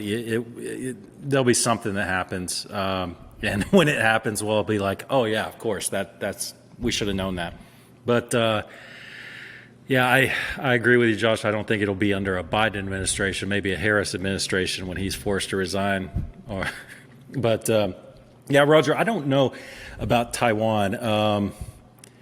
I do agree that China, I still maintain that China is going to play the long game with Taiwan, and they're going to cut deals with powerful lobbyists who generally send us to war. And they'll make assurances that we're going to take Taiwan, but you'll still be able to get your semiconductors. Taiwan is known as Silicon Valley East. And I think deals will be cut in the form of trade deals or whatever to keep the lobbyists from going to Washington, powerful corporations and with their lobbies and going to Washington and saying, we need to send some carrier groups over there and keep this from happening. I think China is smart enough to cut those deals so they'll take it, I'll say, without a shot fired. And we'll still be screwed because they'll renege on those deals. I agree with you. I don't think we're going to do anything. But I also don't think that China is going to, have amphibious landing craft on the shores of Taiwan. I think it'll be a lot slower and, my favorite word, insidious than that. I think it's going on right now. Like you said, Iraq. Boy. I mean, there's a lot of powerful lobbying groups in that part of the world. It's different. It's different than Afghanistan because you've got you got pipelines there. You got oil fields there, and one thing Biden said way back 2000 during the Bush administration, we were in Iraq. Biden actually said, and I was like, you know what? Maybe I agree with that. He was saying Iraq needs to be split up into 3 countries. balkanized. You got the Shia country, you got the Sunni country, and you got the Kurdish country. But I mean, it seems like a good idea on its face, but when you apply a little critical thinking skills to that, it's like, well, Biden said it, so there must be something I'm not thinking about. This is a bad idea and it's the wrong call. But I don't know. It's a mess. So, Roger, real quick, did you see the former White House doctor? I think he's a congressman from Indiana or something now.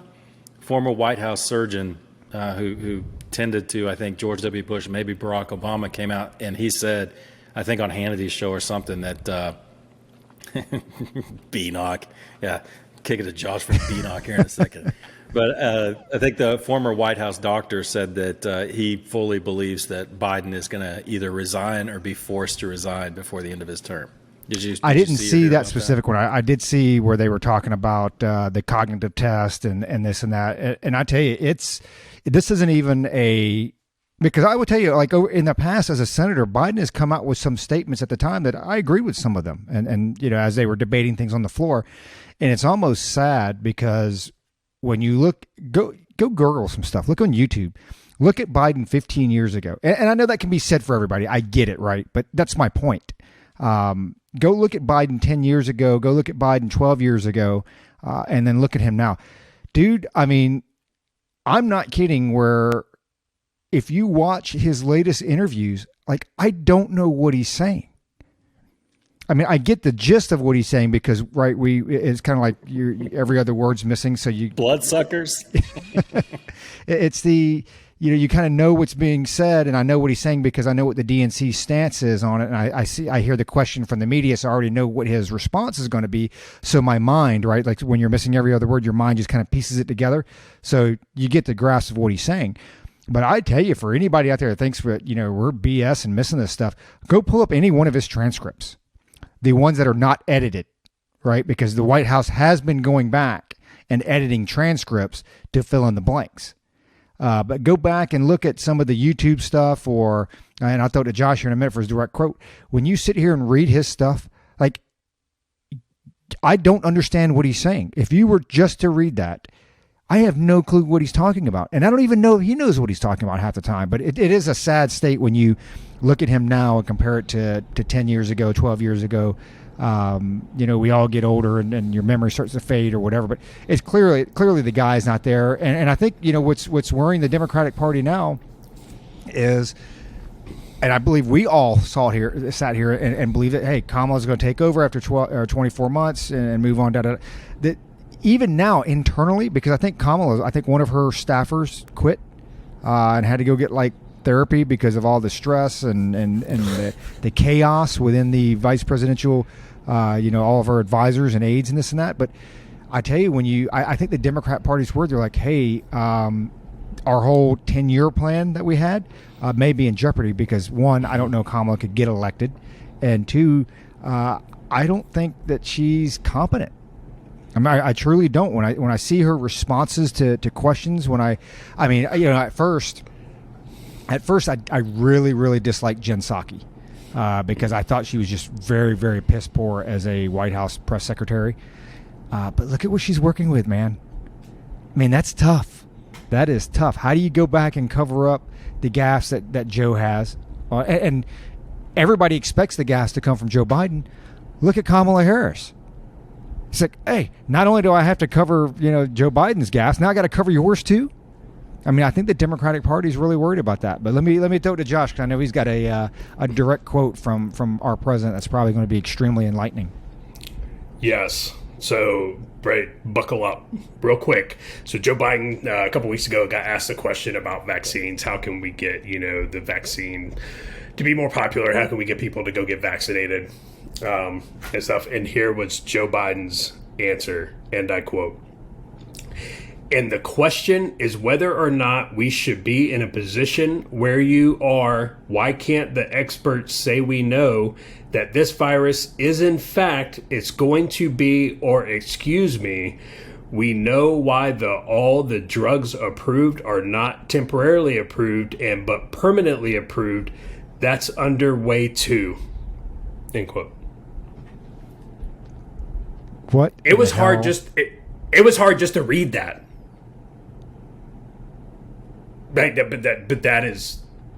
that is your president. That is President Joe Biden. Kamala's qualified. Willie Brown says she's super qualified. I don't know if she's qualified. That's probably going to get us yelled at for misogyny or something. I don't know. I've got a quote too from October 30th, 2020. Let me see if I can read this one. Joe Biden, and we can link to the YouTube video. True na lumina mam shabadam da pressure. Well, try that again. True na limunu na shabada pressure. We'll link to the YouTube article. He actually said that. So I don't know what that means. You know, Roger's talking about, you know, the brain is, you know, smart enough or whatever to fill in the blanks, but I don't know what the hell he was talking about. He said he's going to mobilize a campaign to True na limunu ma shabada pressure. I'm serious, man. We'll link the YouTube article, and yeah, man, that dude's And like Roger said, you know, it happens to everybody, man. I mean, and it's sad. It really is. I think we've talked about this in the past. You know, you feel bad for Biden. You know, whoever put him up to this. You know, it happens to everybody, and we all fade away. But not everybody is the president of the United States, man. I mean, I love this. This is not a gaffe, but it's. So Biden said in his statement that he is, quote, on track to have confirmed the most judges by July of the first year of a president's first term in over 50 years. And the headline below that is Senate confirms Biden's first judicial pick for New Jersey. So one. Well, I said bloodsucker earlier. Did you not get that reference? I mean, no, I didn't. Oh my God! So at the town hall, maybe it wasn't the town hall, the same town hall where the restaurateur who runs 30 different restaurants asked him about the problem with employees. He's like, you know, we can't get employees because the government programs, you know, or the unemployment under COVID, you know, are getting $16 an hour. And Joe Biden goes, "Hey man, just pay them more. It's your problem." It basically, and I was like, "Oh my God, I can't believe." I think he said it might not have been that town hall, but he goes, "Hey man, you know, you got younger people asking whether we put a man on the moon or whether aliens are visiting us now," and it's like that came out of nowhere, and it's like, what the hell? And then he said, "You got some people in the Republican Party who think that you know, the Democrats are sucking little children's blood," and it's like. What did you just say? Now, I know that QAnon, you know, the adrenochrome and stuff like that, you know, some of the crazy conspiracy theories. But, man, Joe Biden, you're really digging deep that Republicans think that Democrats suck children's blood. I mean, he actually said that. Josh said he's going to post the Bidenese episode again. And it's great, man. I think it's a good time to do it because, man, this guy is off his nut, man. That's the first time I've heard that somebody's saying that, like, Democrats suck little kids' blood. Oh, dude, look it up. You think I have to check it. I have to look it up. No, I believe you. I just have to check. This is the first time I've ever heard it. I don't think Democrats care about little kids, you know, because they murder them in the womb. They're fully supportive of that, but we'll save that for another episode. Dude, and what Luke said pisses me off. It actually, because I hear it and I truly do try to ignore it because it's a bunch of bureaucrats who have never created anything. Well, just pay them more. Yeah, because you know, small businesses, we just have money just floating out there, man. We just, you know, you're right. Let's make it rain. Let's throw out another, you know, $5 an hour. Why not? It's like you guys and gals, and not our listeners, but talking about the government. It's like most of you have no idea how a business operates. Most of them have not generated $1 on their own, right? Well, or made any type of payroll. And it's like, yeah, if I could pay somebody $5 more an hour, I would. But, oh, by the way, unlike Solyndra, and we can go down the list, we actually have to make money to kind of stay in business. I mean, that's the reality of it. I would say the vast majority of them have never signed both sides of a paycheck. No, of course not. And they sit there and they'll continue getting paid. They'll continue getting paid regardless of what they do, whether they do their job, whether they don't do their job. They're gonna take home their paycheck plus some. I mean, heck, you got Hunter Biden out there, selling his art for $500,000. Which, hey, man, to each their own or whatever. But I digress. We got time. Let's go around the horn one more time, and then we'll close this thing out. Let's kick it to Luke. Uh-oh, I'm not prepared. I just shot. Neither is Biden. You're fine. Okay, I'll put it to you this. I'll say this. We've really. I'll put it on myself more than anybody. It won't make excuses, but we've really been on our ass about getting that website up and running. Roger found, I think, a platform that'll work. So, things are slowing down, at least for me. I know Josh is going to be busy over the next couple weeks, but we will make an effort to try to get that up, because I think it's doable, and we'll be able to post these clips so that you guys think that I'm making up. But we'll be able to put them on there so you can see it for yourself. You don't have to, worry your little self about making 15 keystrokes and hitting enter on YouTube. We don't want y'all to work too hard to do research for yourselves, because we'll do it for you. But so real quick, a couple of things. When Roger closes us out, I want him to answer this question with your new trailer. You got, have you said yet? Because it would be the first thing I did. Have you said to anyone at any time, "Shitter's full"? So I'm working on it. So that would be the best. So I've got on my phone here. Old Carlton Zeus tried to call me a little while ago, and I sent him a picture of us recording, and he said, "Well, then maybe you can't use my music anymore because you don't respect my pronouns and you are racist." So we'll have to determine what Carlton Zeus's pronouns are so that we could get that right. So, Carlton, another shout out to you. Thanks for listening, and thanks for all you who have been patient with us through these busy times. And we'll try to get back on track, giving you more episodes. So, thanks for listening, Josh. Yep. So I'm gonna be back on the road starting this week, headed out to Kansas for another wedding, just like last summer. This time I've been instructed that I cannot make any girls cry. That's based on for my podcast interview questions. So that it did not. The bride was a little upset last summer. We're going to try not to upset this bride, but who knows? Maybe I'll. Are you going to be able to do an interview though? I mean, are you going to be able to pop some questions out? I'm going to try. I'm going to try. I'll probably be a little bit more. Controlled in the questions that I can ask. I've got to run them through the Ministry of Information, also known as the bride. This time, the specific questions for the specific people. So yeah, but no, I'm definitely going to try and do some interviews if I can sneak some in. So, but I'll be on the road out there. I'll take my stuff just in case we try and get an episode in, because I know everybody's schedule is going to be up in the air. After this trip, though, my timeline, it slows way down until September. September's a little chaotic, but other than that, that's all I got.